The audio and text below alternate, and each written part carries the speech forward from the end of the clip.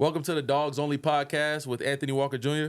And Rob McLeod. Normally we bring you guys player stories, but today we got a special guest, Andrew Berry, general manager of the Cleveland Browns. A.K.A. the chef. Hall of Fame. Hall of Fame. Man, it's an honor and a privilege, to have DMV native in the building. Andrew Berry, a.k.a. AB, a.k.a. Chef. Let him cook. Let him cook. Let him cook. Yeah. What was your thoughts? Is this your first time seeing this? So my wife sent it to me in the spring, and then my sister sent me that one. But then this one made me feel old because I was like, honestly, to this day, I still don't get this. I don't understand this. Let me cook. I don't understand this one. I don't understand the Toy Story part of it. I don't understand the picture of this. So I'm getting a little bit old here. So that's like Glenn Cook behind you trying to tell you what to do. Yeah. And then no, I got this. Yeah. I got you. Okay. The mastermind. I like that one better, though. Like that one better. better. That's Yeah, cool. that's the mastermind right there. We're going to give you a little backstory before we get into it. We got the visuals to show who AB is, man. I don't really know who's AB. Like, So I'm always the one with the long hair. Okay.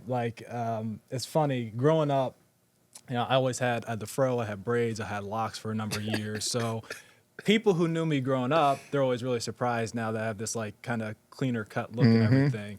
And then everybody who knows me after college, they're like, wait, you had locks and everything like that? Yeah. And it's like, yeah. So it's almost like these two different worlds. My brother, he's been pretty consistent all the way through. yeah. The first time I saw you guys, actually, we're going to go to this next image right here that shows this moment in Philly. I was like, wait, I never knew you had a twin. Yeah. And to this day. Yeah.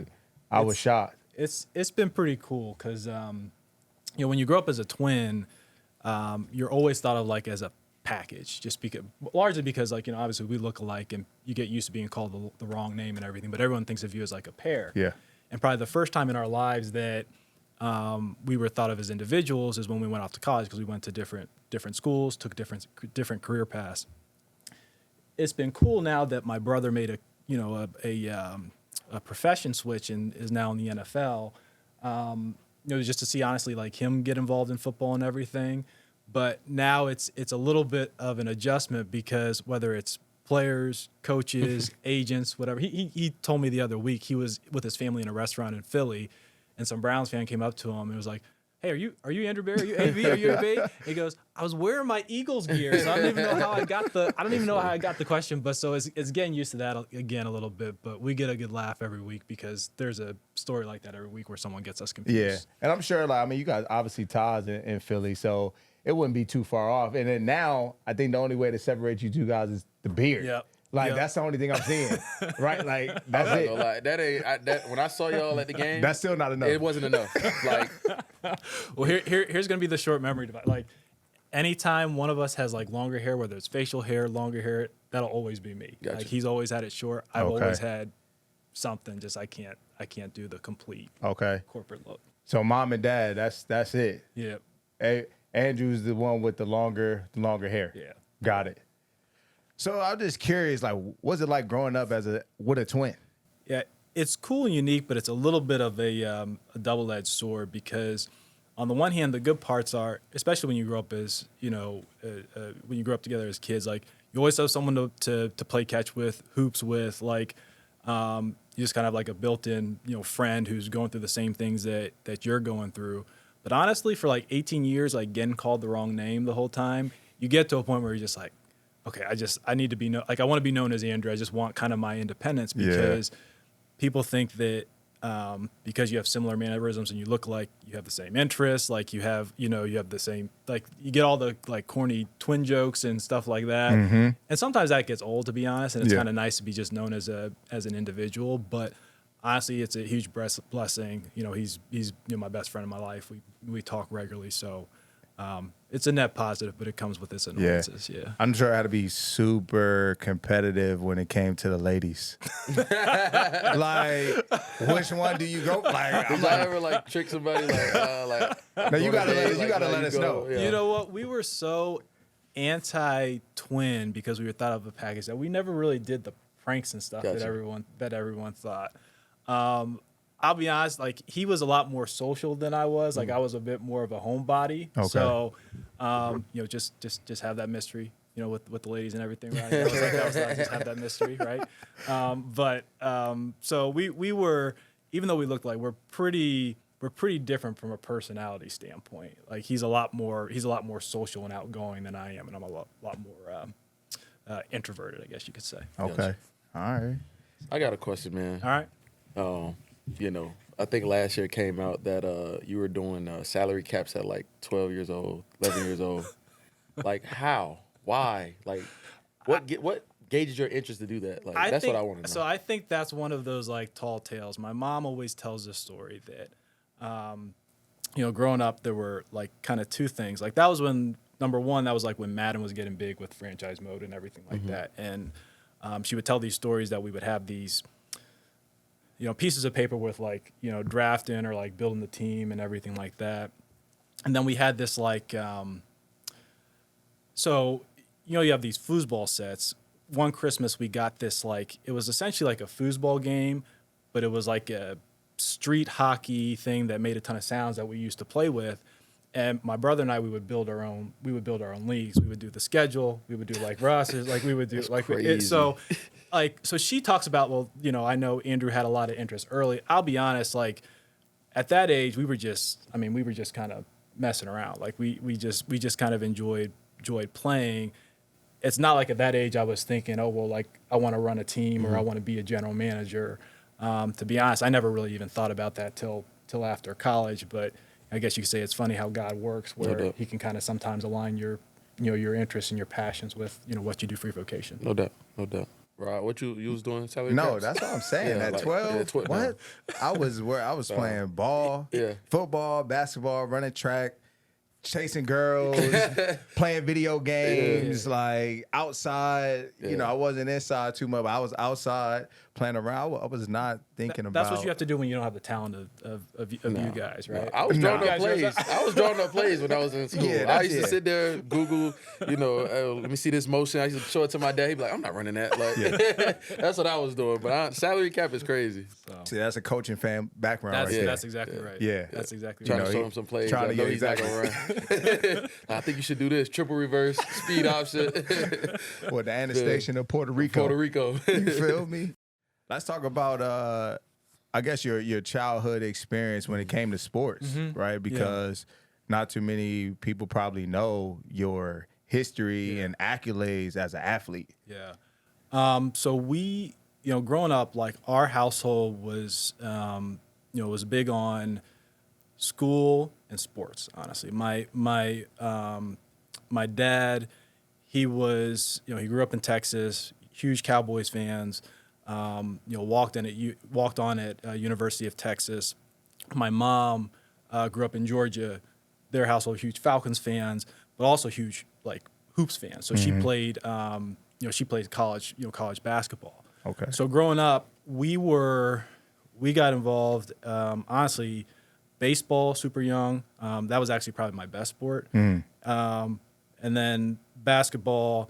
And then football was actually like the latest sport that I played, and largely because it was almost like this civil war between my mom and my dad. Okay. My dad was because we used to go out in the backyard, the halftime of Cowboys games, and it would be my dad would play quarterback, I'd be the receiver, I'd be Michael Irvin. Yeah, exactly. My brother You're would trying to emulate what you just saw. Sanders. Yeah. We do one-on-one for all of halftime, and then go back and watch the second half. Yep. And so we always loved football, but my mom always had a rule. She's like, okay, the boys, they can't play tackle. And that wasn't just tackle with pads, but it was tackle with like, when you play in like, the neighborhood and everything, because I was real small growing up. I was like you, Rodney. I was small. We've been throwing shots at you all day, Rod.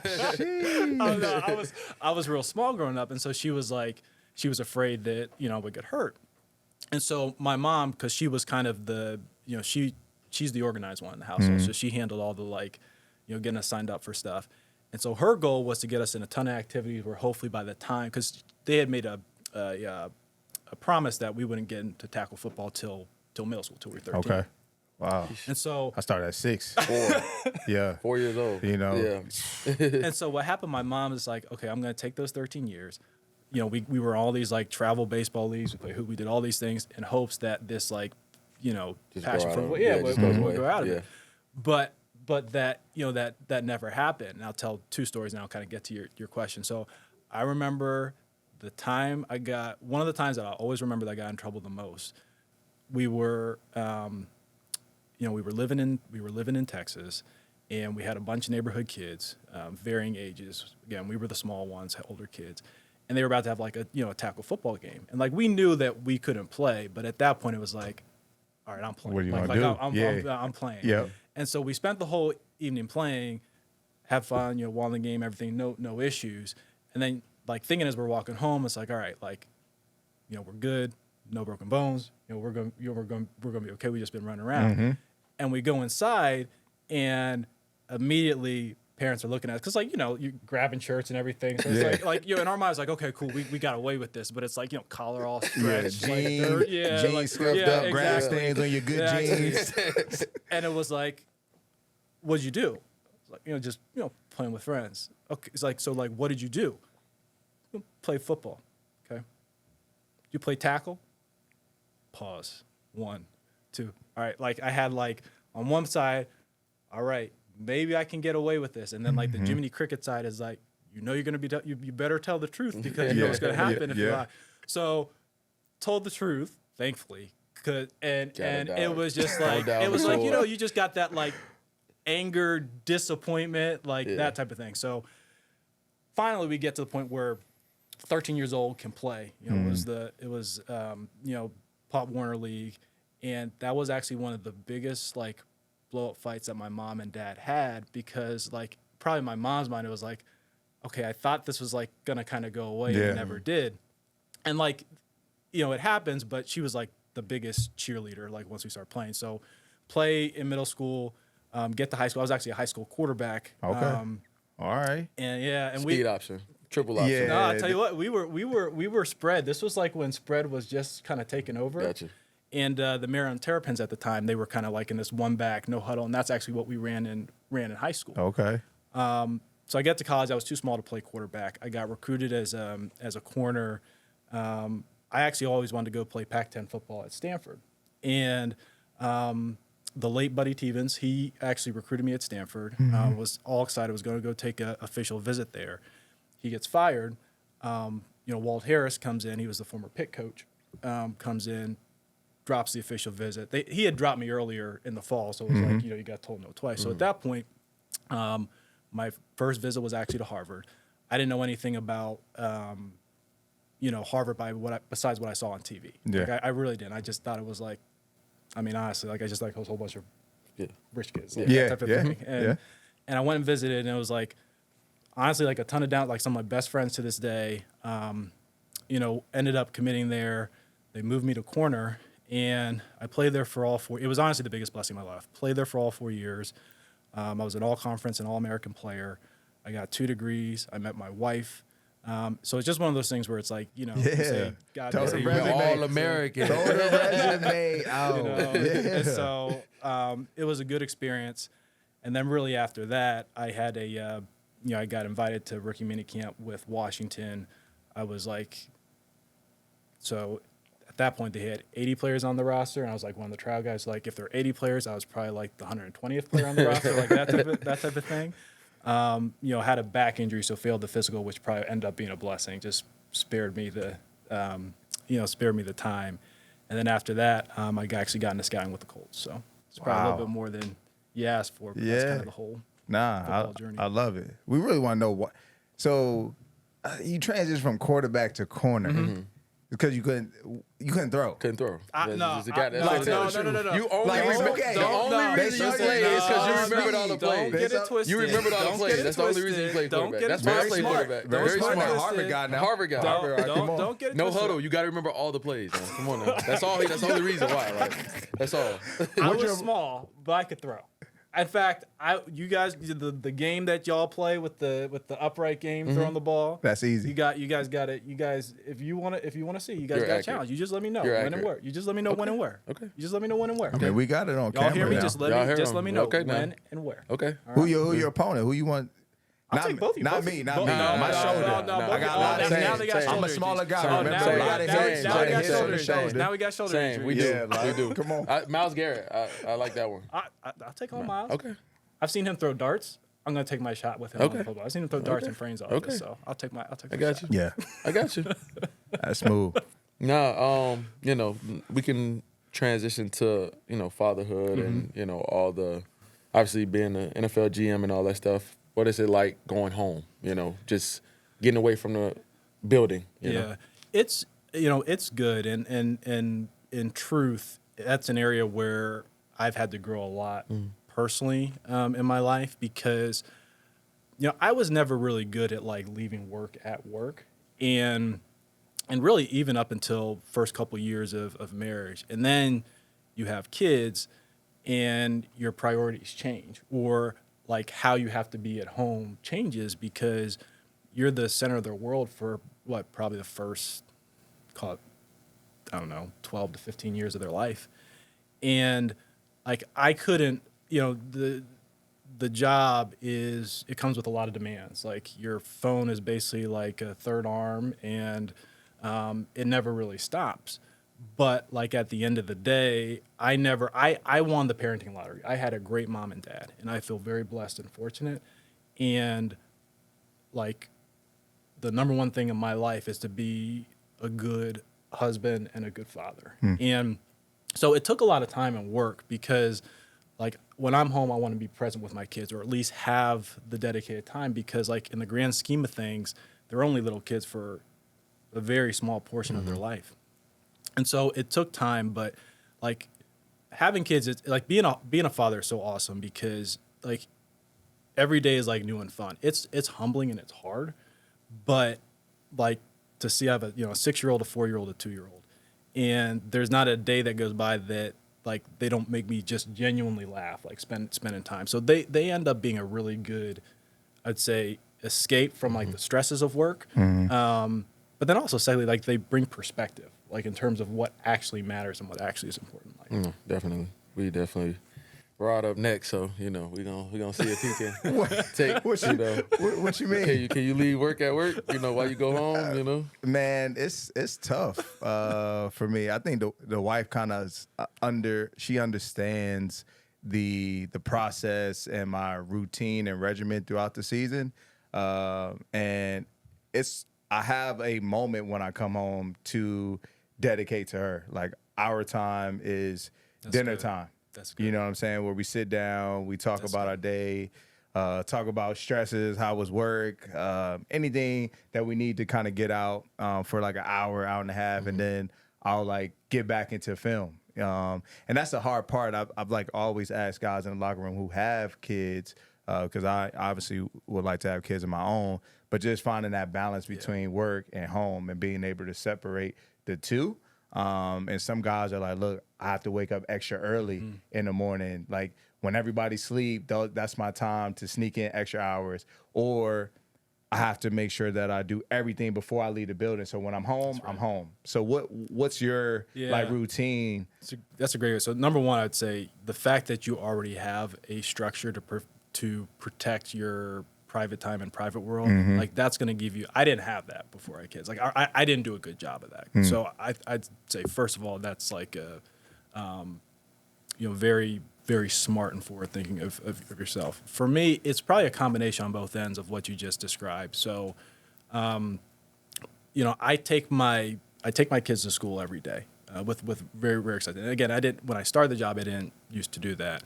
But the way I do it is, so I wake up at 5 to go to a 5:30 CrossFit class, go from 5:30 to 6, come back, shower, changes. My wife is getting them ready to go for the car. Yep. Then I take the kids so she can go exercise, have a little bit of time to herself. Yeah.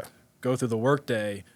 When I leave, I always say, like, unless there's an emergency, I'm going to go home and be home to tuck my kids into bed, read to them and tuck them into bed. And when I get home, I have a I guess similar to you, Rodney, basically a 90-minute block where I actually give my wife my phone and I'm like, hey, if this person, and this person calls, then I need to step away and take it.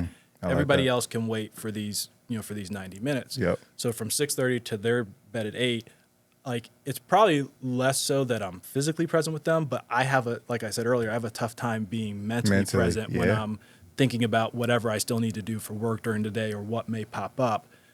Having her have that and where I can be emotionally and physically present, like that's helped me a lot. And that's something that I had to learn, honestly, the hard way. Yeah. So then when they go to bed at 8, then I'm catching up on whatever work I need to do, like taking care of, and then when that's wrapped up, Britt and I will have our private one-on-one time. So Yeah. that's kind of my, daily routine. And then the other thing, like having things during the week. So every Friday we alternate family date night or a date night with, just me one-on-one with my wife. And like I do everything I can to protect Hey, her. man. I'm learning over here. Somebody get I'm Walt. Somebody learning get Walt notebook and pen right now because I'm he's taking speaking. all notes. I'm taking all I notes just right looked at now. Walt and he like, I understand. Listen, I am single. I take work home. I'm horrible. I'm bad. Like I cut the family off after a loss. Like I don't want to talk for 2 days. Don't talk to me. Like that's just me. But I'll tell you, honestly, I sound like an old guy, but when I was your age, I did the same thing. Like I always took work home, so it was tough for me to break those habits. And I'll say one of the other blessings of having kids. Now those days where it would take me 2 days, like I wouldn't want to talk to anybody, just go off. Like you can't do that with little kids, doubt. and to be honest, they'll do something like so silly or whatever that it's it's just like, like- all right, I just can't be in a bad No doubt. mood. lighten the I can't mood. be. Yeah. No doubt. So Yeah. No, that's awesome. Obviously, great wife. You want to talk about her a little bit? Yeah. Give her a little shout out. yeah, no, Britain, she is, I would say like she is the like best, purest person that I've met my entire life, and I got lucky. She's incredibly smart. She got degrees from Harvard. She got an MBA from Yale.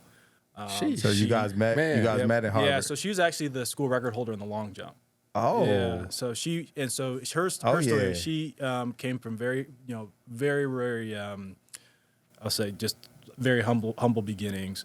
Had a guidance counselor in her life that encouraged her to apply to Harvard, school that she didn't think she couldn't afford. She was raised by a single mother. Got into Harvard, decided to walk onto the track team, and then ended up becoming the school record of the long jump. Since been taken over, but at the time of graduation, and she's incredible because she's smart, she's funny, she's truly like the nicest person I've ever met. It's like I don't even know why she married me, honestly, to be honest. And she has been worked in tech. She's an executive for a tech company, full story. And the way that she's able to honestly just like juggle everything is phenomenal. As much as I don't like to tell her, she's really funny. But she's definitely the better half in the relationship, I would say. Man, I love it. Hold on. He just said he didn't go outside. He was a homebody. So I'm assuming you was in the dorms a lot or at home. How did y'all meet?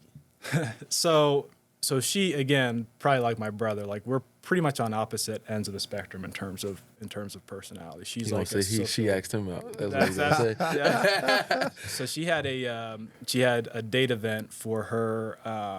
They call them finals clubs at Harvard. They're basically sororities and fraternities. Yeah. And she was scrambling at the last minute. We actually had a bunch of mutual friends, even like my college roommates, just running athletic circles, but we had never met. And she basically like, at the time, it was like she reached out, actually sent an email, and was like, "Hey, I know this is weird. We've never met. Like, have this like date event going on. We have a lot of mutual friends. Like, are you free?" And I was just kind of like, I was like, shoot, like if someone has like the guts to like just reach out of the blue, heard a lot of nice things about her. So we went on the date event. We hit it off immediately, and we started hanging out, and the rest was history. Wow. So I got email. lucky. I might have to send an email, Rod. That might be the way, Rod. An email. That's crazy. Hey, that's that old school. Man, That show the age right there. Email. Yeah, you feel me? That's the way we get down. Emails. Now it's DMs, Man. you know, and whatever else exists Man. in the world. Man, how are your? Do you have social media? I do. Well, the only thing I have Burner account. Hey, go ahead. I have KD? I have a Twitter account that I use for news only, but I don't post. I'm not on Instagram, on TikTok. I don't even have a Facebook account. Gotcha. Like anything like I was gonna ask you, like, since we live in the DM world and you see all the players and coaches get DMs of crazy things, like, do you see those things or anything? I don't get those because mine is pretty private, but I have it because I know what all y'all get and everything like that. No doubt. Yeah, in this world, That's my- man. Man, It affects your week. It very Man, much I'll tell you does. that. It very much does. Man. It very much does. What was I about to say? So when it comes to your wife, you said she currently works now. She does. I feel like that's a No, rarity. that's You huge. you Yeah. wouldn't Yeah. necessarily think, in our world, right? Like there's a lot of stay at home like wives. So how did you guys come to that sort of agreement? Part of it is she has a very strong and accomplished career. She's doing something that she's very passionate about, and she likes the work that she's doing. And then even quite candidly, early in our marriage, when you start off in the NFL, you don't really make any money, that type of thing. And early in our career, she was she was Was the she the boss. breadwinner? It's okay. She was Was the she boss. the She was breadwinner? the mama. She was She like, was the breadwinner. Okay. she was much further along. She was much further along in her career than I was. Yeah. And, she's had a lot of success. She started off at Google, went and got her MBA. Then actually worked in healthcare, and then went to her tech company full story. So, she's been very supportive of my professional dreams, and quite honestly made some sacrifices along the way. And so, I don't think that it means that you have to have a household that to support one person's dreams, it makes it where you can't support the others. Yeah. That doesn't mean that it doesn't present challenges for both of us, but just like I feel very happy and fulfilled with what I'm able to do with my career, I want her to feel equally, if not more, fulfilled with what she's doing. Yeah, I think a lot of women sometimes, when they enter into this space, they struggle with their identity and losing their purpose because most of the time they're sacrificing so much for us.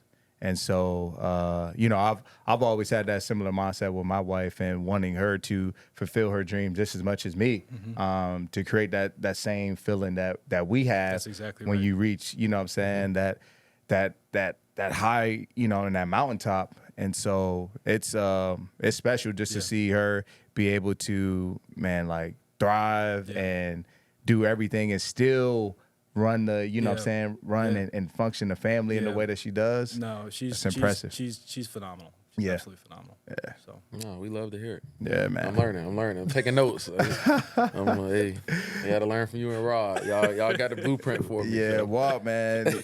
Ladies out there, you say he's single. He's looking for somebody. I'm learning. Yeah, somebody Hey. who knows independent, who's, you got go. purpose Here in you their go. life, Here right? you go. Here you go. All that. There you go. Just hit them in the DMs. Email. If you don't send an email, I'm not looking. No. Man, I feel like we need, you just talked about it, like how it started off for you in the league, right? So let's get into that a little bit and talk about like your story. There's power in the story. And you didn't just become the youngest GM. The youngest GM in NFL history overnight. So talk about that process. Yeah, so my first job in the NFL, I was a scouting assistant under Tom Telesco, he was the scouting director at the time. He's the general manager of the Chargers. And then, Bill Polian was the GM, who's, obviously one of two executives that's in the Hall of Fame.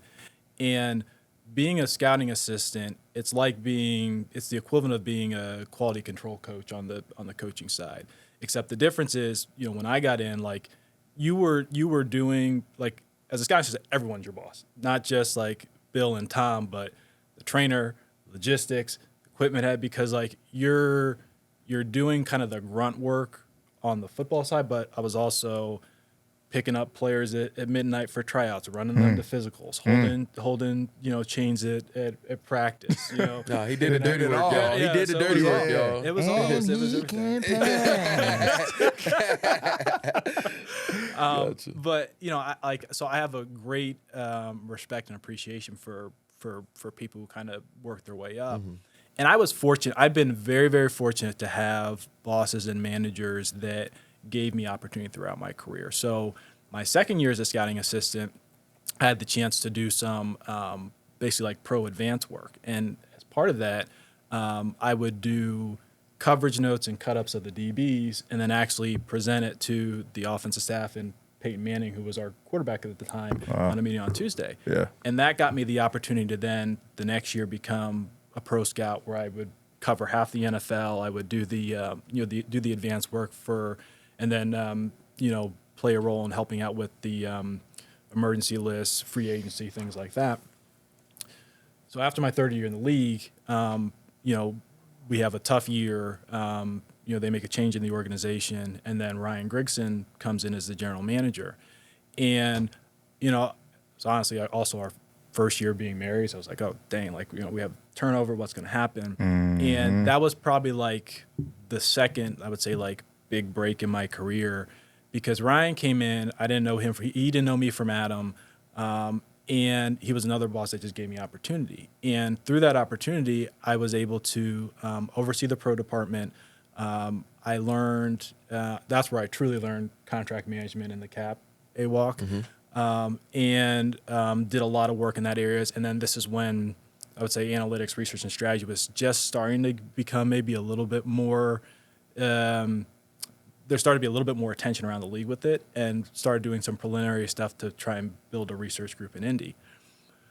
Fast forward 4 more years, I had the opportunity to be the vice president of player personnel in Cleveland under Sashi Brown.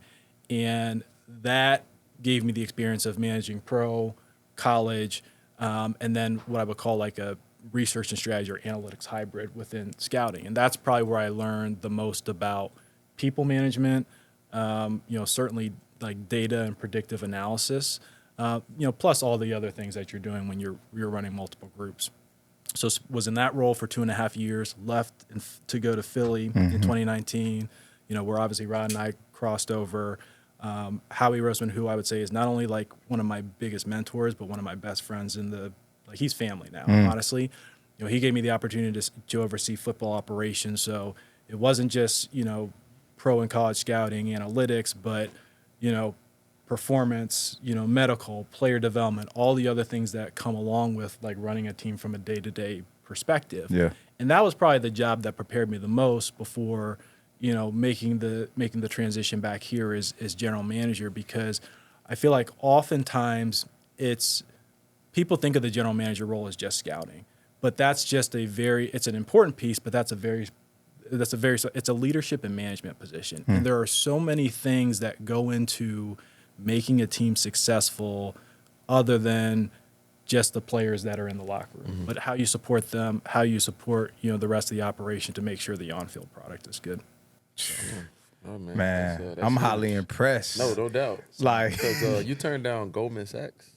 I did. So coming out of college. I did to do quality control I'll tell you. and pick up people at 11 o'clock at night to go try out. I'll tell you 2 stories to that A-Walk. So I will never forget my conversation, particularly with with your my parents. mom. I know for a fact. Where I was like, yeah, I'm because like it was great. I'd interned there. I learned a lot. And I knew it was like a good resume builder, but like I didn't really like enjoy. I was trying to talk myself into it. And I remember telling them, I was like, okay, like I'm gonna transition and go from this to I'm gonna accept this position. I'm gonna make $25,000 a year. And there was that silence I talked about after I told them I was just playing football. Yeah, they was was like hoping that. they phased out. They were hoping that was gonna phase out. Like, what? Hold on. Not again. Not again. Like they were always, especially as like, okay, man, like you just spent 4 years at Harvard, like, but to do like, this. Yeah, but my parents were great. Like they were great. They were like, Andrew, like you've always worked. You're a good kid. You've worked really hard. Like, if this is what you want to do, like, we're going to support you with it. You do well with it. So I feel very, very fortunate. Now, I will also share I'll never forget this.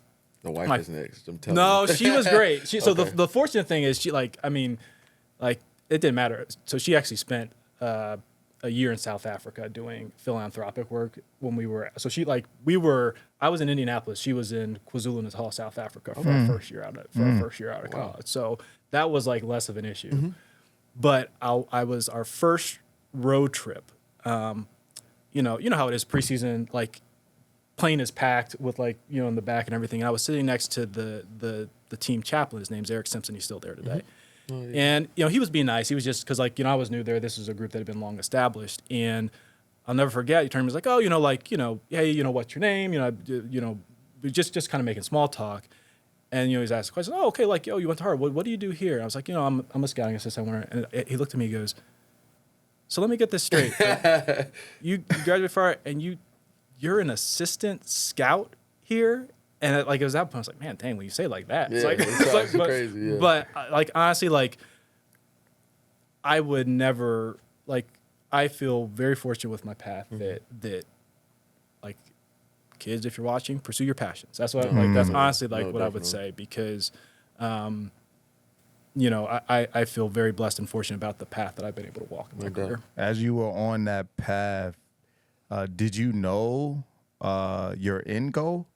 I mean, because you talked about, you have been in a lot of different positions. Rod be having them questions, by the way. I just want y'all to know. Rod really preparing for something special after he done playing football. Man, I'm listening, and I'm like, man, I mean, you've worn a lot of different hats. You've done a lot of different roles and positions, and I mean, you've talked about opportunity, but did you have a end goal in mind? I always thought I wanted to run a team. Because I thought it was the intersection of a lot of different, whether it's, football, business, research, it was the intersection of a lot of things. But in fairness, I probably thought that was my end goal at the time, because I didn't fully understand what the actual job entailed. I actually wonder sometimes, would I have had the same aiming point or had the same enthusiasm if I knew the job was more than just about, putting the team together in the offseason. And I feel like I'm actually glad it's more than that as I sit here, today at 36 years old. But I don't know that I actually would have had the same mindset at 22, 23 had I known all the other things that maybe aren't as public, fun, whatever that comes with the role. But So I guess the long answer is yes, but partially because I probably didn't understand everything that the job encompasses. Yeah, no, that's fair. I think the other thing is it's a huge accomplishment, to be seen as the youngest GM in NFL history, but let alone African American. No doubt, that's huge. And you talked about the decisions and choices or options you had as a child, right? Your mom wanted you go one way, you went another, and you continue kind of on that path, and you went to Harvard, which wasn't easy. And so as a, African-American GM who's played football and you had a bump in the road and you didn't make a team and roster, but you still you talked about how your passion drew you back to the sport, but just in a different way. And I think, for a lot of kids out here, that's something that they need to know more of and bring more exposure to, right? About the other ways you can give to the game rather than just being a player. Yeah, I think you hit the nail on the head, Rod, that it's not like, hey, playing or bust. And there are a number of ways you can be in the game. And I even think about my own journey. I was fortunate that Tom Telesco had gone on a scouting trip for me, because I didn't know anything about the path until he reached out. It's like, hey, we have this scouting assistant position open. We'd like to have you interview for. And then as I got in my career and I saw guys like Jerry Reese or Ozzie Newsome, win Super Bowls and have success. And that was aspirational to me. And it's I guess I hadn't thought about this, but it's kind of weird to think about now, because I I think about the esteem I held those guys in because of their position and because honestly how they treated people and went about their work. And I do think that there's an element of exposure that you want young people to have who may want to traverse a similar path. Mm-hmm. Yeah. No, I think that's huge. I literally was talking to my dad about that the other day, like, just seeing African American men in black communities that do other things besides play football. Yeah. I think I saw a Heat player when I was back in Miami, back home. He does like every Tuesday brings like a different sporting job to the schools for the kids to see. So it's agent, That's excellent. GM, That's excellent. coach, scouting, whatever it is, and have them speak to the kids just so they see like there is other things in sports that that you don't know, jobs that you don't know, no doubt, like that are valuable jobs. Yeah. Like, like you betting on yourself, like that's huge. I mean, kids need to see that, hear that, understand that. Like, it isn't end all be all when you don't make it. Like That's not like Rod where you undrafted, you get 15-year career, Super Bowl, get paid a couple times. Easy. Everybody ain't Not able. 15. Everybody's No not way. able. Everybody's not able. So just wanted to let you know you special too, bro. Yeah, nah, man. Do you ever think about that, like that moment in time where you felt that physical, like how your life may have been different, maybe if you passed the physical, right?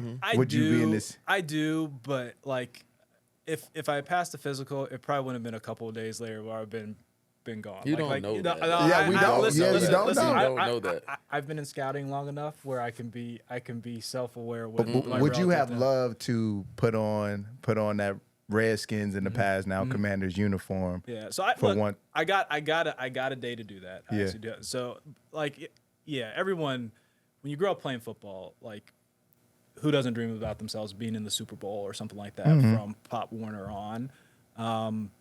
But I was pretty realistic. Like, I'm not going to be the guy to sit here and tell you, it's like, oh man, like, I would have made a Pro Bowl or two if I didn't have a back I've seen injury. crazier It's like, things. Right? I've seen crazier things. I wasn't that guy. Did you I think wasn't you would that be guy. All-American? I was no. That's Fair. I've seen crazier things. But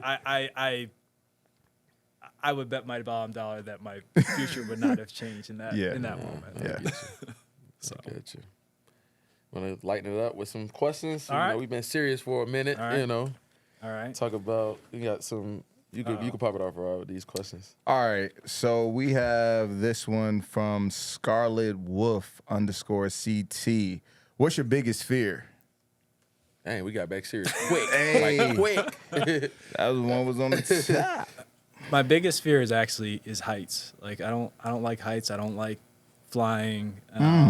I have a tough time with it. I know I'm in the wrong profession to not like Same. flying. I knew we was solid. I knew It's we was heights. solid for a It's reason. I got the heights. same fear. Trust me. What's you afraid? Heights. Heights? Heights. I hate flying. Plane? I hate it. So what do you do to calm your? What do y'all do to calm your nerves? I sit next to AB. I make sure he good. Is and there I'm like good. a comfort food? So is there I- something no, like that you need? nothing. Like, So what I do, I try and get to the point where I'll fall asleep before takeoff. mm-hmm. So if I have to stay up a little bit later the night before, I'll do that. Okay.